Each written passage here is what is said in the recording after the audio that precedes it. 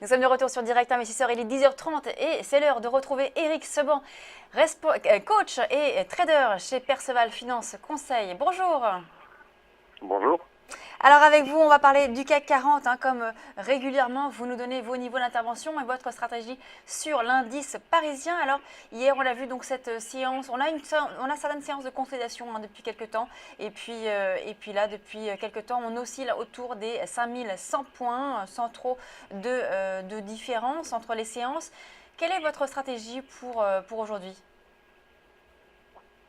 Je vais continuer à dérouler le plan de la même façon Alors que les rappelez-nous le plan, parce que précédents. pour ceux qui nous écoutent, ils ne savent pas forcément quel est votre plan. Rappelez-nous donc ce plan. Alors, déjà, je vais partir sur une constatation, c'est que le marché, après 14 ans d'hésitation, a fait un nouveau plus haut. Pardon. En partant directement lundi matin à la hausse. Et on a touché donc la résistance sur laquelle il a évolué à lundi, hier, et sur laquelle il se trouve aujourd'hui encore. Donc, on a des progressions comme ça rapides après les phases de consolidation et d'hésitation. Donc, je vais toujours partir du principe que donc la tendance haussière n'est bien évidemment toujours pas remise en question, puisque le marché reste ferme, même s'il passe par des phases d'hésitation, et je vais continuer de tenter d'accompagner ce mouvement en achetant sur des replis. Donc, la problématique, c'est que ces replis ne se présentent pas très souvent. On en avait discuté par le passé assez récent d'ailleurs, puisque le marché avait le même comportement. Donc on a des difficultés pour rentrer en position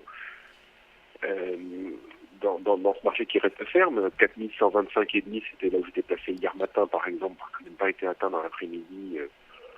C'est très compliqué. En définitive, il faut se fixer ce plan d'achat sur repli, se fixer un niveau de retournement qui certes reste éloigné, mais pour l'instant, compte tenu de l'évolution du marché, on ne peut pas le rapprocher. Donc, mon niveau de retournement, mon niveau, en fait, si vous voulez, de gestion du pire, c'est comme ça que je l'appelle, en pur intraday, avec 4810, c'est très éloigné. 4810, c'est ça ? Oui, tant qu'on n'a pas cassé 4810 cassé, c'est là où je vais sortir tous mes achats.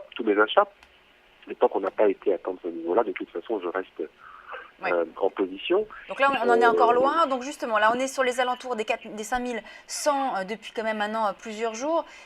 Qu'est-ce que l'on peut faire concrètement aujourd'hui ? Par exemple, acheter sur des replis autour de 5140, 5130, 5120. Voilà, ça fait les premiers niveaux si on veut bien aller les chercher. Mais regardez bien, le marché ne va rien faire. Donc, ce qu'il faut faire aujourd'hui, c'est rester patient, ne pas chercher à trouver un plan alternatif parce que franchement, il n'y en a pas, il n'y a pas de vitesse, il n'y a pas de mouvement. C'est rester sur l'idée qu'il faut acheter sur un retracement et attendre ce retracement tant qu'on peut l'attendre parce que c'est même compliqué. Je veux dire, ne pas perdre patience dans un marché comme celui-ci. C'est frustrant, si vous voulez, de ne pas avoir la possibilité d'entrer sur ce marché, de le voir progresser, de ne pas être dedans. Alors, c'est comme ça. Il y a des phases pendant lesquelles il est préférable de rien faire. D'un point de vue technique, on en parlait ce matin avec un autre intervenant qui nous montrait justement une configuration technique qu'on appelle un flag, c'est-à-dire ce canal descendant après une hausse, une légère hausse, et qui pourrait justement annoncer une accélération de l'indice. Et là, on a dépassé justement la borne haute du canal ascendant qui était donc au niveau qui était là ce matin, 5160. Est-ce que du coup, vous pensez qu'on peut avoir cette accélération ? Une accélération alors. Une accélération, oui, j'y crois pas trop. Je n'y crois pas trop parce que j'ai bien vu déjà lundi dans ce mouvement où le marché est monté en ligne droite, on a tenté de dépasser en fin d'après-midi cette résistance 4150, 4160. Il n'y a pas eu de relais. Ça n'a pas accéléré alors qu'il y avait potentiellement des gens à contre-pied. L'accélération ce matin, j'y crois encore moins. On évolue là. Alors, est-ce qu'on va dépasser ce niveau de 4150-160 ? Il n'y a aucune raison qu'on ne le dépasse pas. De manière rapide, là, je n'y crois pas. Vous savez, tant que le marché reste au-dessus de 4985, il garde le maximum de probabilité de continuer sa progression. Alors, elle sera lente, hésitante, parfois rapide. C'est ce que je vous dis, justement, il peut y avoir une hausse justement après cette configuration et donc une accélération de l'indice. Il peut y avoir une poursuite, oui, la poursuite est parfaitement d'actualité et d'une probabilité. Après, la figure que vous m'évoquez, je ne sais pas, elle est sur quelle unité de temps. Bon, voilà, après, c'est des interprétations qui sont celles des uns et des autres. voilà, moi je vous dis, tant qu'on reste au-dessus de 4985, on peut continuer de monter. À Mhm. quelle vitesse je n'en sais rien. Ça peut accélérer, ne peut rien faire, à l'instar de toutes ces séances précédentes. Donc en effet, la tendance reste à l'achat. Il faut continuer à travailler à l'achat et vendre à découvert et parfaitement à l'heure Alors, tant qu'on n'a pas effectivement des calls en face. concernant l'euro-dollar, hein, puisque c'est un actif que vous suivez également, on voit Oui, que il y a pas mal de volatilité finalement sur cet euro-dollar. On est venu tester la semaine dernière encore les indices, hein, les indices même indice 40, pour finalement oui, indice 40-50. refluer Oui. assez fortement. Et on voit qu'encore ce matin l'euro-dollar baisse. Donc quelle est votre stratégie sur cet euro-dollar? Bah, moi, si vous voulez, on avait déjà vu qu'un 10 50-40 était un Hmm. niveau sur lequel ça fonctionne, mais donc j'ai shorté. Oui, Maintenant, ma position, elle est encore ouverte parce que j'ai pris une partie de mes gains, mais je laisse courir un sol parce que euh, la tendance baissière n'est toujours pas infirmée. Elle ne sera infirmée que lorsqu'on aura eu une rupture de 1,10-50. Donc pour l'instant, c'est toujours pas fait.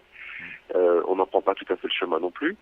On est potentiellement sur un niveau où on peut avoir donc un double appui. Donc là, c'est très clair pour tout le monde. C'est un niveau sur lequel on peut potentiellement avoir un rebond. Mais comme je suis en tendance baissière, je pas que je fais l'impasse sur le rebond, mais je garde un solde parce que je pense qu'on peut aller chercher, par exemple, 1,06, 10, 30. C'est le niveau sur lequel je sortirai le solde que j'ai gardé. Mhm. oui, d'accord. Donc en fait, si on revient donc sur le double appui que vous considérez, c'est à 1,07 1,0710 à peu près. Là, Oui, c'est ça. vous n'allez pas donc entrer position à l'achat. Ah non, pas du tout. Non, Hmm. non, moi je suis vendeur. Donc Oui. j'ai déjà vendu sur un 10,50. J'ai pris une partie de mes gains. Je garde un Hmm. solde pour plus bas. En fait, je fais le pari qu'on ne va peut-être pas rebondir Hmm. justement sur ce niveau sur lequel on se trouve actuellement. Donc, parce que je suis baissier, si vous voulez, je Oui. travaille dans le sens de la vente. Donc, à partir du moment où je ne suis pas là pour pouvoir faire un achat, eh bien, je vais laisser courir une vente. Et alors justement, si on casse hein, ce niveau des 1,07, Hmm. est-ce que vous allez initier d'autres positions vendeuses sur l'euro dollar? Non, puisque j'ai un solde. Donc, je Hmm. laisse courir jusqu'à mon objectif de D'accord. 1,06 10 30. En revanche, pardon, s'il y a des rebonds à exploiter, Hmm. je vais continuer de travailler à la vente. Hein. Je vais pas me priver de toute extension pour pouvoir shorter. Mhm. Mais je ne vais pas, si vous voulez, si je comprends bien le sens de votre question, c'est de savoir si je vais travailler une stratégie de rupture, Oui, si on casse le double appui. oui. Les stratégies de rupture, c'est pas ma façon de travailler. Donc Hmm. c'est la raison pour laquelle, par exemple, si justement cette rupture intervient, j'ai un solde. D'accord. Merci Voilà. Eric Je Sebon. préfère laisser courir. Merci beaucoup Eric Sebon, donc trader et coach chez Perceval Finance Conseil. On vous retrouve la semaine prochaine Bonne journée. pour de Au revoir. nouvelles recommandations sur le CAC et l'euro dollar. On passe à la suite de Direct Investisseur.